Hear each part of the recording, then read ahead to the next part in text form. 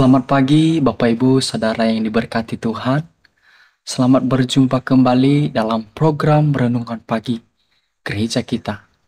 Sebelum kita membaca dan merenungkan kebenaran firman Tuhan, mari kita bersatu di dalam doa. Bapa di dalam surga yang kami sapa, yang kami panggil di dalam nama Tuhan Yesus Kristus. Kami mengucap syukur pada pagi hari ini atas kebaikan Tuhan dan anugerah Tuhan di dalam kehidupan kami. Sehingga kami bisa berjumpa lagi dalam program Renungan Pagi. Dan sebentar kami akan mendengarkan, membaca kebenaran firman Tuhan. Roh Kudus yang selalu berkarya di hati dan pikiran kami. Kami siap untuk membaca dan merenungkan kebenaran firman-Mu. Kami alaskan doa kami ini hanya di dalam nama Tuhan Yesus Kristus. Haleluya. Amin. Bapak, Ibu, Saudara yang diberkati Tuhan, kalau kita memperhatikan di bulan ini, tema kita tentang kasih. Ada beberapa karakteristik kasih. Salah satunya tidak mengutamakan kepentingan diri sendiri. Nah, jadi tema kita pada pagi hari ini tidak egois. Kita buka Alkitab kita di dalam Filipi pasalnya yang kedua, ayatnya yang keempat. Kita baca. Dan janganlah tiap-tiap orang hanya memperhatikan kepentingannya sendiri, tetapi kepentingan orang lain juga. Nah, Bapak Ibu Saudara yang diberkati Tuhan, arti dari kata tidak egois ini artinya sikap yang mengutamakan kepentingan orang lain di atas kepentingan diri sendiri.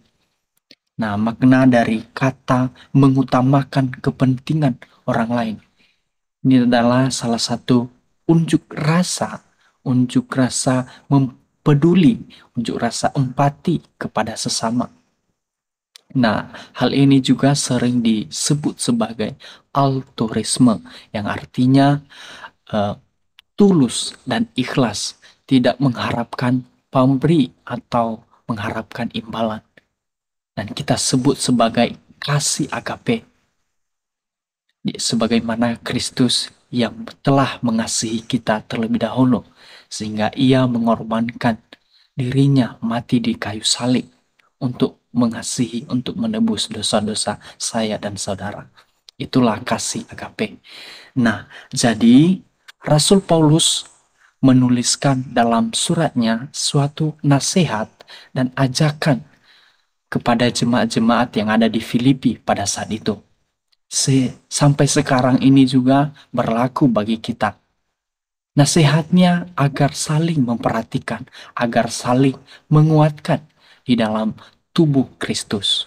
Kita ini adalah tubuh Kristus. Nah, Bapak Ibu Saudara yang diberkati Tuhan, alasan mengapa Rasul Paulus memberikan nasihat dikarenakan jemaat-jemaat yang ada di Filipi pada saat itu mengalami kekacauan, mengalami pertikaian akibat keegoisan. Jadi, Rasul Paulus bertujuan untuk memberikan suatu nasihat agar jemaat-jemaat saling memperhatikan, saling menguatkan di dalam iman Kristen, di dalam iman Kristus. Nah, jadi pentingnya bagi kita memiliki rasa empati, rasa kepedulian kepada sesama. Karena hal ini dapat menguatkan kita dalam hubungan kita, baik sesama kita, di dalam keluarga kita. Nah, ini juga menjadi manfaat bagi diri kita dan manfaat juga bagi orang lain.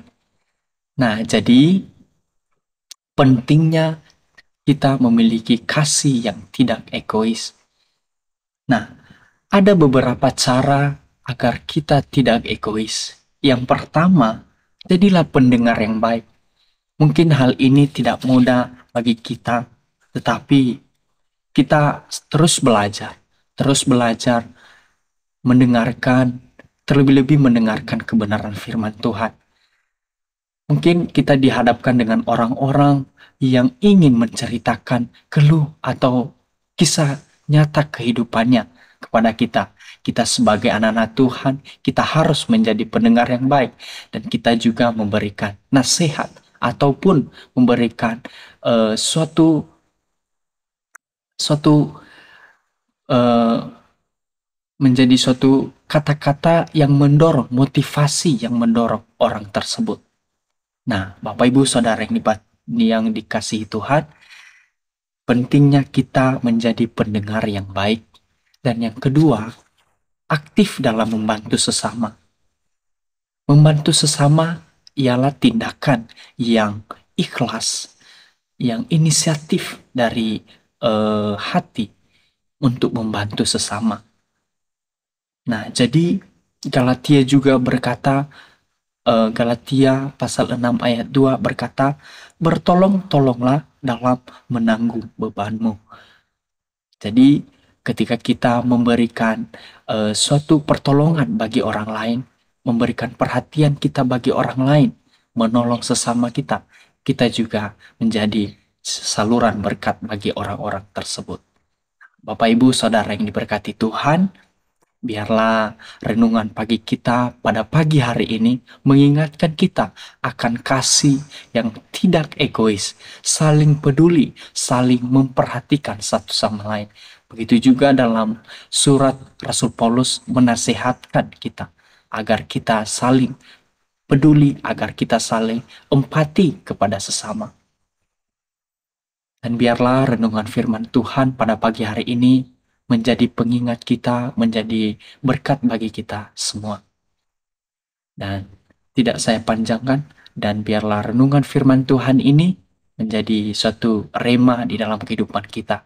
Saya akhiri renungan pagi ini di dalam doa. Kita bersatu di dalam doa. Allah Bapa yang baik, yang kami sapa di dalam nama Tuhan Yesus Kristus. Kami mengucap syukur Tuhan atas kasih-Mu yang selalu, yang teramat baik di dalam kehidupan kami.